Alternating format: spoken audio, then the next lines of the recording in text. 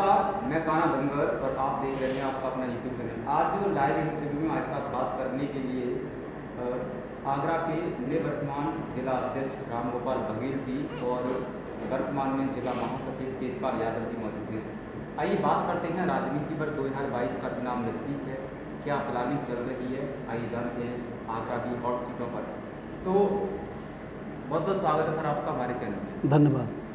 सबसे पहले सर मैं जानना चाहूँगा, आपने अपने जिला अध्यक्ष होते हुए इतने अच्छे कार्य किए, तो क्या लगता है आपको 2022 में आप किसकी सरकार देख रहे हैं?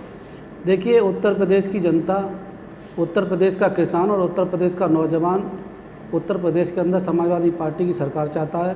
माननीय अखिलेश यादव जी को मुख्यमंत्री के रूप में देखना चाहता है, क्योंकि उत्तर प्रदेश की जनता को पता है कि उत्तर प्रदेश को अगर विकास के रास्ते पर लाना है, युवाओं का भविष्य और किसानों का भविष्य उज्जवल करना है, तो अखिलेश यादव जी को मुख्यमंत्री बनाना पड़ेगा।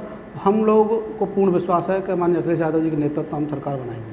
जी, अभी लगातार तैयारियाँ चल रही हैं विधानसभा चुनावों की और डेट भी प्रत्याशी भी लगातार पार्टियाँ घोषित कर रही हैं। मैं जानना चाहता हूँ कि समाजवादी पार्टी का क्या एम है, क्या एजेंडा रहेगा चुनाव का 2022 का, किस बेस पर चुनाव लड़ेंगे? देखिए, हमारा मेन बेस तो विकास को लेकर है। हमारे राष्ट्रीय अध्यक्ष माननीय अखिलेश यादव जी का कहना है कि हमें उत्तर प्रदेश को विकास के रास्ते पर लाना है, युवाओं को रोजगार देना है, किसानों को उनका भविष्य उज्जवल करने के लिए अच्छी योजनाएं लानी है। इन्हीं सारी चीज़ों को लेकर हम चुनाव लड़ेंगे और चुनाव जीतेंगे। क्या लगता है बघेल साहब, आगरा में भाजपा का दौर है, 9 विधानसभा में भाजपा की है, 2 सांसद भी भाजपा के हैं, तो कहीं ना कहीं कड़ी चुनौती होगी आपके लिए? देखिए, ये सच है कि आगरा में भारतीय जनता पार्टी के 2 सांसद, 9 विधायक, 1 जिला पंचायत अध्यक्ष, मेयर, सारे जो चुनाव हुए भारतीय जनता पार्टी जीती। लेकिन ये सत्य है कि भारतीय जनता पार्टी वो चुनाव झूठ के बल पर जीती। जनता के सामने उनकी झूठ खुल चुकी है। आने वाला चुनाव आगरा की जनता समाजवादी पार्टी के पक्ष वोट देकर समाजवादी पार्टी को जिताने का काम करेगी।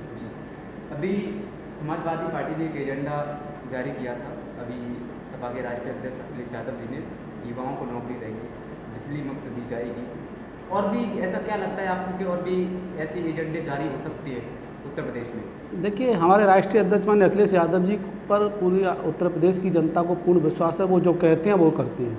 हमारे राष्ट्रीय अध्यक्ष जी ने ऐलान किया है कि जैसे ही हमारी सरकार बनेगी 300 यूनिट फ्री देंगे बिजली के, युवाओं को रोजगार देंगे, और उत्तर प्रदेश में रहने वाली प्रत्येक गरीब महिलाओं को 2000 रुपये पेंशन दी जाएगी। और ये हम जब हमारे राष्ट्रीय अध्यक्ष जी ने बोला है तो 100% ये कार्य हमारा होगा। आप बघेल साहब युवाओं को किस नज़रिए से देखते हैं? तो कहीं ना कहीं उनमें तुम्हें कहा जाता है कि युवाओं में भविष्य दिखता है, आज के युवा में आपको क्या दिख रहा है? देखिए, समाजवादी पार्टी युवाओं की पार्टी है, और इस बात का हमें गर्व है कि हमारे राष्ट्रीय अध्यक्ष अखिलेश यादव जी युवा हैं, और युवाओं के दिलों की बात और युवाओं की परेशानी एक युवा ही समझ सकता है। इसलिए युवाओं की समस्याओं का समाधान, युवाओं को रोजगार अगर कोई दे सकता है तो सिर्फ उसे समाजवादी पार्टी के राष्ट्रीय अध्यक्ष माननीय अखिलेश यादव जी दे सकते हैं। बघेल साहब, क्या तैयारियां चल रही हैं आपकी? आगे वाले समय में आप क्या करने वाले हैं? आगरा में क्या प्रमुख समस्याएं रहती हैं, इनके खिलाफ आप क्या लड़ाई लड़ना चाहते हैं? देखिए, आगरा में बहुत बड़ी समस्या जब से भारतीय जनता पार्टी की सरकार बनी है पैदा हुई है। आज पूरा आगरा में बारिश का पानी भरा हुआ है। कहीं ऐसी कोई विकास का काम नहीं किया जिससे कि आगरा की जनता को राहत महसूस होती। आज बड़े पैमाने पर आगरा ज़िले की सड़कें खुदी हुई पड़ी हुई हैं। आज बड़े पैमाने पर आगरा ज़िले के अंदर क्राइम हो रहा है। आज बड़े पैमाने पर आगरा ज़िले के अंदर महिलाओं की इज्जत के साथ खिलवाड़ हो रहा है। ऐसी सारी घटनाएं आगरा में हो रही हैं जो भारतीय जनता पार्टी की देन है। समाजवादी पार्टी की सरकार आने पर आगरा का जिस तरह से पहले विकास हुआ था उसी तरह से विकास होगा। युवाओं को रोजगार मिलेगा और महिलाओं की सुरक्षा के लिए, गरीब की सुरक्षा के लिए, दलित की सुरक्षा के लिए कदम उठाए जाएंगे। बघेल साहब, एक और सवाल है मेरा राजनीति से है। लगातार भाजपा सरकार में महंगाई बढ़ रही है, ये राजनेता कहते हैं, विपक्षी पार्टियां कह रही हैं, लेकिन फिर भी क्या वजह रहती है कि भारतीय जनता पार्टी हर चुनाव में हाथ मार के ले जाती है? देखिए, भारतीय जनता पार्टी के नेताओं की कथनी करनी में अंतर है। बहुत बड़े झूठ बोलकर वो चुनाव जीतते हैं और उनके रग रग में जनता के साथ छलावा बसा हुआ है। छलावा करके वो अब तक चुनाव जीतते रहे, लेकिन आगे ऐसा नहीं होगा। जनता समझ चुकी है और उत्तर प्रदेश की जनता माननीय अखिलेश यादव जी के और समाजवादी पार्टी के साथ है। बघेल साहब, एक और सवाल है मेरा आपके समाज से है। कहा जाता है कि उत्तर प्रदेश में धनगर को समझना जरूरी है, तो मैं जानना चाहता हूँ कि धनगर मुद्दे पर जिस तरह से जंग छिड़ी हुई है, लगातार धनगर मुद्दे पर लगातार धरना प्रदर्शन होता है, तो आप क्या कहना चाहेंगे अपने समाज के धनगर मुद्दे को लेकर? देखिए, सबसे पहले मैं आपको बता दूं कि मैं इस बात का गर्व महसूस करता हूं कि मैं बघेल समाज में पैदा हुआ और मैं उस समाज का वंशज हूँ, उन राजा महाराजा उन लोगों का वंशज हूँ जिसकी मिसाल उत्तर प्रदेश ही नहीं पूरे देश और संसार में ईमानदारी के रूप में दी जाती है। और बघेल समाज का होने के नाते मैं ये दावे के साथ कह सकता हूँ कि बघेल समाज के बिना कोई भी पार्टी अपनी सरकार नहीं बना सकती। और मेरे लिए मेरी समाज फर्स्ट पार्टी रहती है। मैं हमेशा सबसे पहले समाज के लिए बात करता हूँ, उसके बाद अपनी राजनीतिक बात करता हूँ।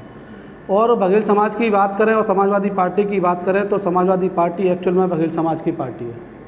हमेशा से नेताजी के ज़माने में नारा दिया करते थे कि हईर गडरिया भाई भाई, और ये कड़वा सच है। और हमेशा से यादव और बघेलों ने मिलकर समाजवादी पार्टी की सरकार बनाई।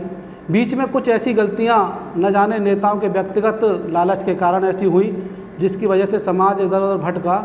लेकिन समाजवादी पार्टी के राष्ट्रीय अध्यक्ष माननीय चाहे मुलायम सिंह यादव जी रहे हों, चाहे वर्तमान में माननीय अखिलेश यादव जी हैं, चाहे प्रोफेसर रामगोपाल यादव जी हैं, हमेशा बघेल समाज के लिए, बघेल समाज के युवाओं को आगे बढ़ाने के लिए कार्य किया।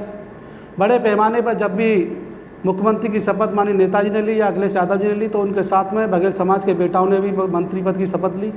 जब भी टिकट वितरण का मामला आया तो चाहे सांसद की टिकट हो चाहे विधायक की टिकट हो, बघेल समाज के बेटाओं को आगे बढ़ाने का काम किया। चाहे उसमें एसपी सिंह बघेल जी को ले लो या और भी हमारे कई मंत्री रहे उनको ले लो। संगठन की बात आती है तो संगठन में बड़े पैमाने पर बघेल समाज के बेटाओं को पद देने का काम किया। वर्तमान में मुझे भी आगरा का जिला अध्यक्ष बनाकर इतने बड़े महानगर का पार्टी ने समाज पर कहीं ना कहीं नाम करने का काम किया। और ऐसे कई चीज़ें हैं जो हमेशा बघेल समाज को आगे बढ़ाने के लिए समाजवादी पार्टी के मुखिया करते रहते हैं। दूसरे नंबर धनगर मुद्दे की बात आपने कही, ये कड़वा सच है कि आज हमारी अगर कोई सबसे बड़ी पीड़ा है तो वो धनगर मुद्दा है। हमारी समाज के युवाओं पर तमाम केस झूठे लगा दिए गए। आंदोलन के जब भी हम अपनी बात उठाते हैं तो केस लगाकर सरकार हमें दबाने का काम करती है। और जिन नेताओं के पास हम जाते हैं वो आश्वासन देकर हमें टहला देते हैं। अधिकारी हमारी समाज की बात सुनने के लिए तैयार नहीं है। ये घोर अन्याय हमारी समाज के लिए हो रहा है। लेकिन समाज के युवाओं को, समाज के शुभचिंतकों को ये बता दूं कि अगर धनगर मुद्दा किसी ने हल करने की कोशिश की थी तो वो सिर्फ और सिर्फ समाजवादी पार्टी के राष्ट्रीय अध्यक्ष माननीय अखिलेश यादव जी और प्रोफेसर रामगोपाल यादव जी ने किया था। जब समाजवादी पार्टी की सरकार उत्तर प्रदेश में थी तो बड़े पैमाने पर धनगर समाज के सर्टिफिकेट बनवाए गए, चाहे वो आगरा में हो, चाहे टूंडला में हो, चाहे वो मथुरा में हो। पूरे उत्तर प्रदेश के अंदर बड़े पैमाने पर सर्टिफिकेट बनाए गए और जितने भी सर्टिफिकेट आज बने हैं उत्तर प्रदेश में समाजवादी सरकार की देन है। और आगे भी जैसे ही समाजवादी पार्टी सरकार आएगी फिर सर्टिफिकेट बनेंगे जो राष्ट्रीय अध्यक्ष माननीय अखिलेश यादव जी और प्रोफेसर रामगोपाल यादव जी बघेल समाज के लिए हमेशा अच्छा करने की सोचते हैं। बघेल साहब, मैं जानना चाहता हूँ आपकी समाज से ही कि आपकी समाज जब से एसपी सिंह बघेल साहब ने सपा को छोड़कर भाजपा का दामन थामा है तो कहीं ना कहीं बघेल समाज के गद्दावर नेता माने जाते हैं एसपी सिंह बघेल। तो क्या लगता है कि समाजवादी पार्टी उस स्थिति को पाने के लिए, बघेल समाज के वोटरों को पाने के लिए कुछ हाईकमान मेन बॉडी में जगह दे सकती है किसी को? देखिए, समाजवादी पार्टी के राष्ट्रीय अध्यक्ष माननीय अखिलेश यादव जी और प्रोफेसर रामगोपाल यादव जी हमेशा बघेल समाज को आगे बढ़ाने का काम करते हैं। यह हाई कमान का काम है कि किनको कहाँ बिठाया जाए, लेकिन सम्मान जरूर देंगे और सम्मान देते रहेंगे।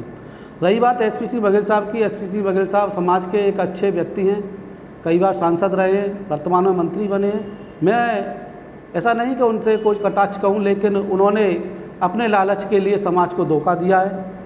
अगर उनके पास जो कुछ है वो समाजवादी पार्टी की देन है। और रही बड़े नेता की और कद्दावर नेता की, तो समाज से बड़ा कोई नेता नहीं होता। और हमारी समाज के एक सांसद हुआ करते थे बीडी धनगर जी, उनकी कहावत आज भी याद आती है कि समाज एक ऐसी सीढ़ी है कि जिसके साथ खड़ा हो जाए उसे आसमान में बैठा देती है और जिसके साथ से हट जाए तो उसे ज़मीन में घुसा देती है।